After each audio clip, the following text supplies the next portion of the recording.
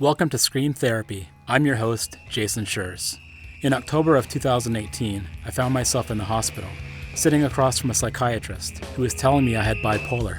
I was sent home with a bunch of medication and laid on the couch for a week. I had my iTunes library on shuffle, trying to shake the hornet's nest from my head. Ever since I was a kid, I've been using loud music as a form of therapy. Punk rock and mental health have always been connected. This podcast looks at that connection through the lens of different guests. This is Scream Therapy.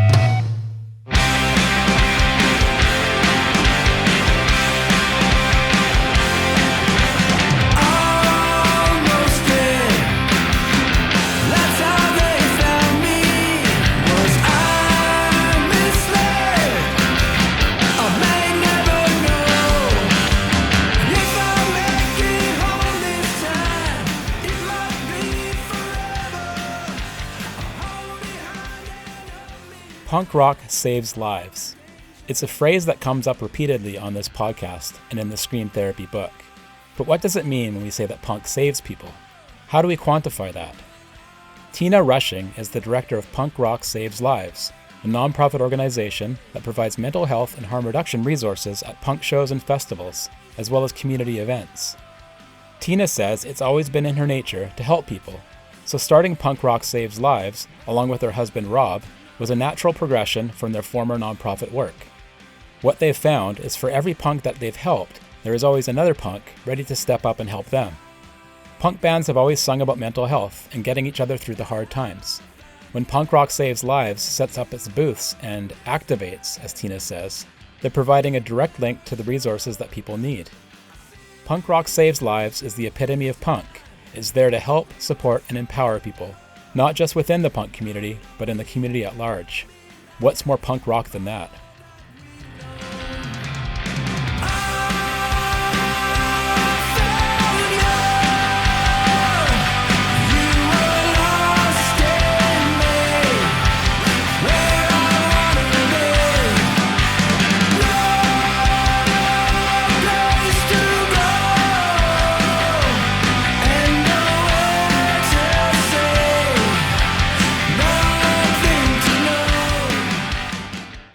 Tina Rushing. I am the director of Punk Rock Saves Lives. I actually started being in the punk rock world because I worked with an organization before this, Love, Hope, Strength, where we did bone marrow, which we still do as Punk Rock Saves Lives. But what I've learned is that the punk rock community are the people that care the most. It's not hard to get someone at a punk rock show to look at our table and ask how they can help. And that's honestly the biggest difference I've ever seen is going to different shows, even though people who think that all peace love, it's a lot of work to get them to be interested in helping other humans. But at a punk rock show, it's immediate. It's they see the booth and it's a constant, how do I help? What do I do? What do you need? And it's no questions asked. So that's kind of why we're Punk Rock Saves Lives, is it really is, it's all community-based situation and why we love the community the most. What's your background in punk rock? Where did you first hear about it? What did you like about it when you first heard about it? Honestly, it's funny because I'm the director of this nonprofit. My background is actually musical theater. And I liked some bands, right? I'm of a certain age where Simple Plan and Bowling for Soup and Less Than Jake and all of these bands came up. So obviously those were the bands of my youth that I will always cling on to. I know every song, every lyric to everything that exists. But I went on the Flogging Molly cruise in 2016 because I am an Irish punk fan, Celtic punk fan. And I fell in love. For me, it's all about people. So I loved having that thing. I actually met my husband on that cruise. We got married a year later on that cruise. Wow, that's awesome. So it's now very much ingrained in myself, but every time people are like, oh, this isn't punk rock, I'm like, that's really okay. I love punk now, but it's a newer concept in my life. Do you see parallels between the musical theater stuff and the punk stuff? Yes. Because I base so much about communities and humans, it's a loving atmosphere. Most people who've ever done a community theater show, it's all about the company, right? It's all about the group. It's not necessarily about the main focus, like the main singer. It's a company production. You can't do a full-blown musical with just one singer. And that's kind of how I feel punk rock is. It's very much community based. So it's the parallels of we're all in this together. What's your presence at shows and festivals? I've seen lots of really cool photos of you set up at booths and doing all kinds of funky things. Yeah, we are constant. So right now, Rob is on his way to join Bouncing Souls. So we are on the entire Bouncing Souls. He also drives for Anti Flag. So it's a very great thing for us. He gets to drive, we get to activate. We just ended a tour with Flogging Molly and Anti Flag. So we started the year. We're going to be at all of the No Effects last shows ever. We're also gearing up to do punk rock bowling. We are at 16 to 17 festivals a year. Wow. When you say activate, what does that mean? So, Punk Rock Saves Lives, we're all about wellness and equality and whatever that looks like. So, when we activate on site at shows and festivals and things like that, we are first off signing people up for the National Bone Marrow Registry. Like I said, we started with Love, Hope, Strength. So, that's always part of our core, helping people fight cancer. And then at our tables, we have a harm reduction box. They can get mental health resources. You can get Narcan, fentanyl test strips. We can teach you how to use those things. We have condoms and period supplies like pads and different things like that just to help, and everything is free. So we give those out at events. You mentioned mental health awareness, Yes. pamphlets, and information. Do you think the punk scene's focusing more on mental health these days than they might have maybe even the last 10 years or 20 years? I think it's a very vital thing, especially after coming out of the pandemic. But I think way before that, we've been switching over to having a presence in mental health and realizing that it's important. You have so many different people out there that speak openly about their mental health issues. And I think that's helped a lot. Even on our board of directors, I've talked about Bowling for Soup. I'm even wearing his face on me. Jarrett Reddick is known to be a funny lead man for Bowling for Soup, right? He's done Phineas and Ferb. They make a lot of jokes, but he's openly talked about his depression and how he goes to therapy. And I think the more and more people are doing that, the more we're accepting that it's important. What are punks telling you at shows when they come up to the table and see those kinds of information about mental health? Are they opening up to you about it? Yes, every day, every time we're at a show, people come up and talk about their mental health. We're very fortunate. We partner with BetterHelp as well. So we give opportunities for free sessions just to get the ball rolling. I always say finding a therapist is like dating. It doesn't have to work the first time. And it can work for like the first three times. And then you're done. You need someone else, and that's okay. But that's a lot of what people come up to the booth about. They want to learn more about how they can get started, or they talk about losing someone. Suicide is such a huge thing everywhere. A lot of people are affected by it. And so I get a lot of those stories. I have a lot of stories of people talking about losing someone or them being in a really dark place or them just needing somewhere to talk and things. And it's nice to be able to have that connection with people at shows. With all the festivals that you've been on and bands that you've done tours with, which one really stands out as maybe being a favorite or at least significant in the work that you guys do? I would have to say Anti Flag is one of our biggest champions. There's something to be said about a band who actually cares, who truly, the things they say on stage, they believe in real life and they try to do everything they can to make a difference. Slaughtered by the hands of a butcher, the hands of a butcher, or the hands of a doctor, and into the garden, taking what a big bird. And that aligns with our values so strongly that they are probably one of our best bands that we work with. A huge thing in the podcast and also the Scream Therapy book is the idea that punk rock saves lives. A lot of the people in the book say punk rock saved my life, which can mean a lot of things. Yeah. That's the name of your organization, Punk Rock Saves Lives. I'm wondering, what does that mean? How exactly does it save lives? Is it metaphorical, literal, figurative? I think all of the above, right? So it's punk rock is so much more than anyone really knows. And it goes so vast in what it can do and how it can help. And I agree. I really do think punk rock does save lives. And I hear it.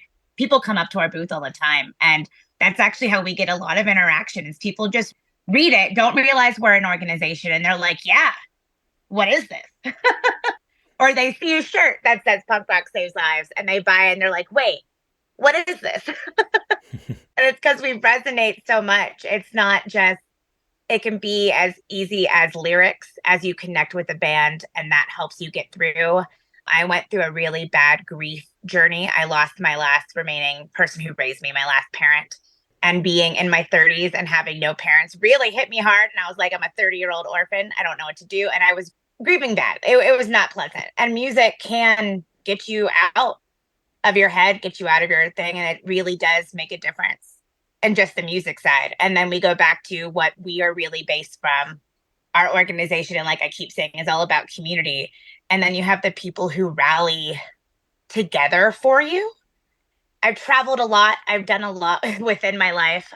And I've never seen people rally for a stranger having a bad time as much as you do with punk rock. It's a special, completely special community to be a part of. Yeah, and some bands take their lyrics and go really morose and depressing with their lyrics. But the work that I do with crisis responding, you're not skirting away from the issue of feeling like garbage, feeling like you don't belong in the world, feeling like you don't want to be in the world. So when bands like Spanish Love Songs and the Menzingers sing songs about just feeling like they're garbage, it actually does, in my case, make me feel heard and seen, and therefore does lift me up. It's sort of like a dichotomy of let's talk about feeling horrible in order to feel good. Yeah, it's the sense of not feeling alone. And I think that's the biggest thing in our mental health. We can spiral and we can be in such a bad place. And especially when you feel alone in it and that no one understands you, it's so much worse. Yeah. The moment you hear something that you connect with and you're like, they get it, they understand, it's a game changer. You do peer support groups as well, which is really cool. Tell me a bit about that work that you do. Yeah, it's actually been really great and a wonderful thing. We started in the pandemic because we knew mental health definitely took a very front forward view because that's all we had. And we open it up for anyone to join. It can be across the country. It's just led by us. We have no one, no therapist or a counselor or anything like that. So it doesn't have to be confined to a state. And we're just there to help talk each other up. We have a mental health group on Facebook. So a lot of people now, it's harder to get people face to face on peer support groups, but we do just have check-ins regularly where it's like, let us know what you're feeling or how's your day. We do a stoplight check-in. So it's a red, yellow, green. You just put a red color, that means you're having a bad day. Yellow, you're in the middle, green, you're great. And that way other people in our group can support you and however you need, even if it's just like, we see you, we see you're having a hard time. If you need help, and that's really what we're there for, just to kind of talk it out and know that you're not alone with people with like-minded thoughts. Punk Rock Saves Lives is a nonprofit organization.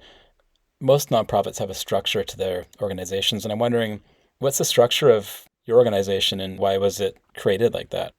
So we started out small. We have a board of directors. We have a board about 10 people, and we used Adam Baum, who is from The Faction, Steve Caballera's band. He's also an incredible lawyer and is a partner at a law firm.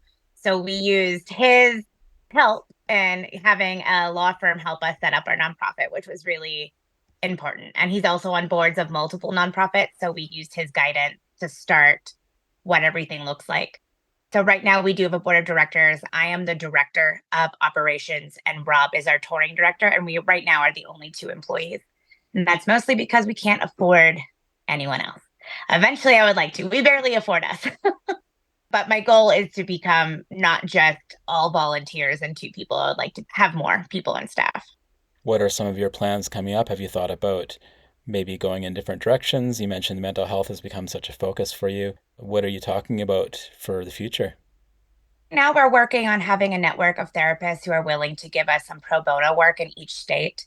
I love having better help, but I do know that a lot of people would rather not use an app or something like that. So right now we've been in the process of finding ways to get people help in their state. And I want to be as inclusive as possible. So Right now, we have 6 states with some therapists who can be there, and I would like to make that all 50 just so we have a broad, we can help anyone in the US. Eventually, our 10-year goal is to be an international organization, but we're not there yet. We're just a little baby nonprofit. So that's one of our big things. We're also looking at grants and other ways to fund a scholarship or people they can apply if 4 free sessions isn't enough, or we can't find them someone who has pro bono work, or you need more, you need to go to an actual doctor and you don't have it. I would love to have a way for people to get some money from us to make sure their mental health goals are met. There's lots of people on the website that are in the punk scene and quite a few names from bands. How did you connect with all those people? Was it just on the tours? Yeah. So Love, Hope, Strength was the organization my husband and I both worked for. And he worked for them for 10 years and basically did the same thing, but it was just bone marrow. That's all we focused on with Love, Hope, Strength. And it's just years of friendships and being out on tours and getting to know people is really how everything has organically come about. What's been the reaction from the punk venues and the punk festivals? It sounds like everybody's been really supportive. You haven't really run up against a lot of walls. No. Occasionally, some places are a little weird. Taking up space in a venue when there's 5 bands. Yeah, it makes sense. I get it. No, it's been a great response. People are really excited. What kind of mental health resources do you have on your tables and on your website? So, for mental health specific, I have a list of places you can call for specific things. So, like if you have an eating disorder or domestic violence that can affect you that way, the Trevor Project, Foundation 45, Music Minds Matter, Hope for the Day, To Write Love on Her Arms, all of the different organizations we know can help. We have links to them. We also make sure you have the crisis text line available, the suicide hotline, but we keep a lot of those things up and ready because that's the biggest struggle, right? Like when you're in a bad place, researching to find something sounds terrible. So our goal is to try to take away that middleman and just have it there for you. So we have little brochures and little QR codes people can scan to have it right there and ready for them when they want. I also, on all of our tables, I do my favorite, the 5, 4, 3, 2, 1 grounding, and I have it listed so people could take a picture of it. It's at our booth. It's at every event that we do because grounding is one of the most useful things as a person who has high anxiety like myself. So I like to have it right there as a reminder. And a lot of people do. They look at it and they're like, that's what I do. Or that is the exact grounding technique I try to think of. So we try to have things right there and then. A lot of punks hate to compromise. They want to do it their way or no way, which is great. I think it's amazing that we are of that mindset. Has there been any things that you've had to compromise on, or you talked about the ethos of punk rock and how you apply that to your organization? Has there been anything that you've had to bend on as far as sticking to your guns, I guess? So we're a nonprofit. We want to help everyone. And there are times where punk rockers have very strong opinions, and they go for you. They're like, why aren't you doing it this way? And for me, I have to be like, thank you for your info. It's more of the me not being like, you've never run a nonprofit, you don't know how things work. It's more of the I have to be more gracious as a human being to people with real strong opinions, which is hard in this society. Like we're so polar, we want to be on the defense, and I'm literally not able to. So I think that's the biggest thing I have to do is I just have to thank people for telling me I'm doing a terrible job and hope for the best. When you say you're not able to, what does that mean? So I never want to dissuade being a nonprofit. I firmly believe everyone should have a chance to information, to not feel excluded, to not feel like we don't want them around. So regardless of like really strong beliefs that they're pushing on us, my normal way to be is like, I'm done, right? Like I don't need that. I don't need this kind of energy in my life. And I try to use boundaries, those things in my normal everyday life.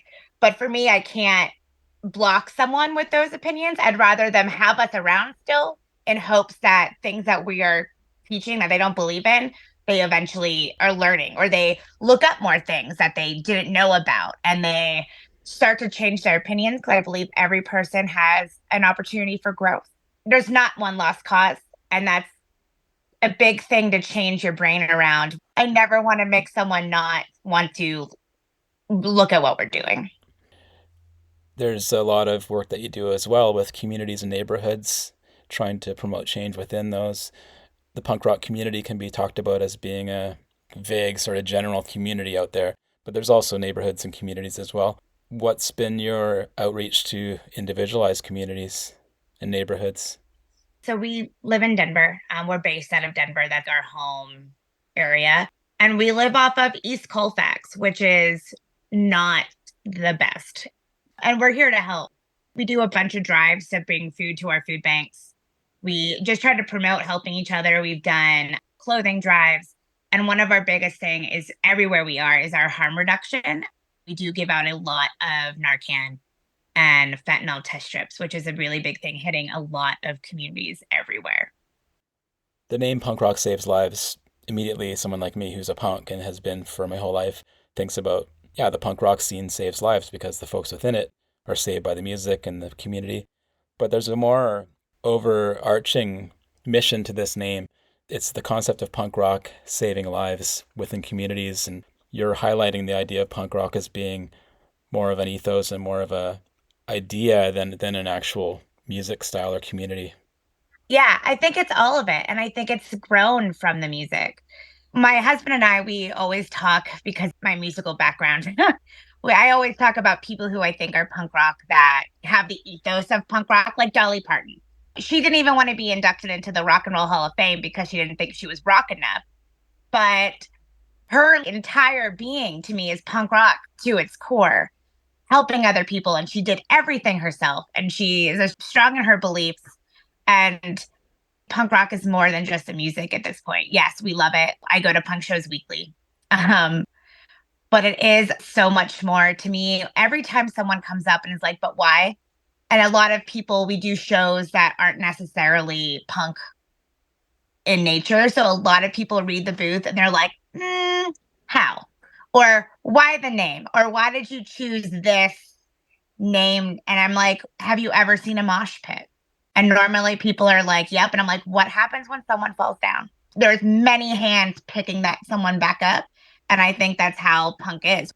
It's a bunch of hands picking you back up in one way or another. The analogy there of being in a mosh pit as being life and its many struggles, and then getting beat down and then being picked back up by the people around you who support you and love you. Yeah. It's a lot more to it than just a bunch of bodies banging into each other, what you might see on a video or something. And go and stand in the balcony and watch a mosh pit and see how it all works, see the ecosystem there. And it's quite a revelation. It really is. It's something that, sure, an outsider not really noticing what's happening just thinks it's all about ramming into each other. And it's really not. It's so orchestrated and everyone there are there to help. Of course, in every world, there's one person just causing chaos. But for the most part, there are people there supporting each other. I remember we did Flogging Molly overseas for my honeymoon. And I saw my first rowing pit. And the fact that it was incredibly synchronized and all of a sudden everyone was on the ground and everyone was rowing together in sync, I've never seen anything like it before. And it took my ideas of mosh pits to a whole nother level. There's so much more happening there than what it looks like. I have actually never seen that or heard of it, so I'm excited. Is that just a Flogging Molly thing, or is it a? I have no idea. I thought I might have an Ireland thing. I have zero concept. And I don't, it just all of a sudden everyone was on the ground, everyone was rowing. Nice. And it was awesome. When you first started the organization, you must have had a vision for it. Do you feel like you've achieved that, or are you still working towards it? Where are you within your trajectory of your mission? Our original mission, we've gone past it. We have really come into our own and what we were figuring out. When we started, we were just leaving Love, Hope, Strength. They ended their activations in the US. And we were like, what do? We don't want to stop. And then in 2019, we started Punk Rock Saves Lives with this idea of we wanted to do more than bone marrow, but we wanted to keep with our roots. Actually living and doing it, we've really come to figure out what we're here for. So we are truly just here to help whenever that looks like. So we will always keep our wellness and equality focus there. But we are trying to just always have the pulse of what our community needs.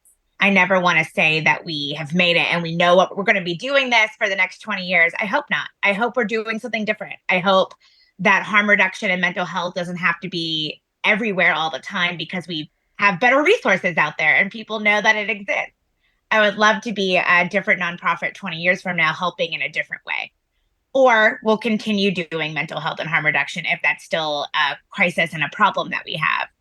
How we started, it was all about just what we thought people needed. And I think that's where being very true to our roots in that way. We saw a need and here we are trying to help. When someone comes up to your table at a show or festival, what do they usually say back to you? A lot of people are just amped, honestly. So most people are like, thank you.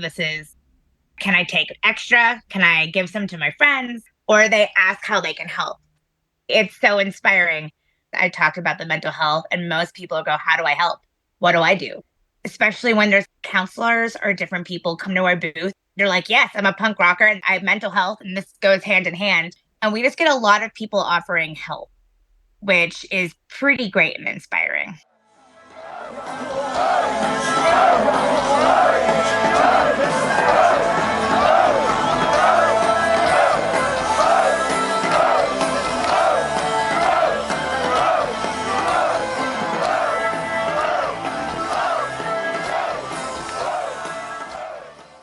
That was my conversation with Tina Rushing of Punk Rock Saves Lives, punkrocksaveslives.org. For more episodes of Screen Therapy, go to screentherapyhq.com or wherever you listen to podcasts. Big news, the Screen Therapy book is available for pre-order. Screen Therapy, A Punk Journey Through Mental Health, tells my story and the stories of others who use punk as a catalyst for mental health. Like this podcast, it links the community-minded punk scene with the mental wellness of the punks who belong to it. To pre-order the book, go to screentherapyhq.com. For merch, check out the newly opened store at screentherapyhq.com/store. And for even more designs, check out Scream Therapy on TeePublic. Okay, enough promoting. It's time for some thanking. Thank you for listening to Scream Therapy. Doing this podcast and talking to folks about punk rock and mental health has been a crucial part of my own mental stability, and it means so much to me that you're out there listening. Screen Therapy is created in the Cathet region of coastal British Columbia, Canada, on the traditional territory of the Tla'amin Nation.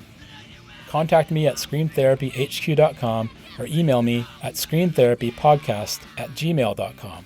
I'd love to hear from you. Let's talk about punk rock and mental health. Until next time, take care and be well.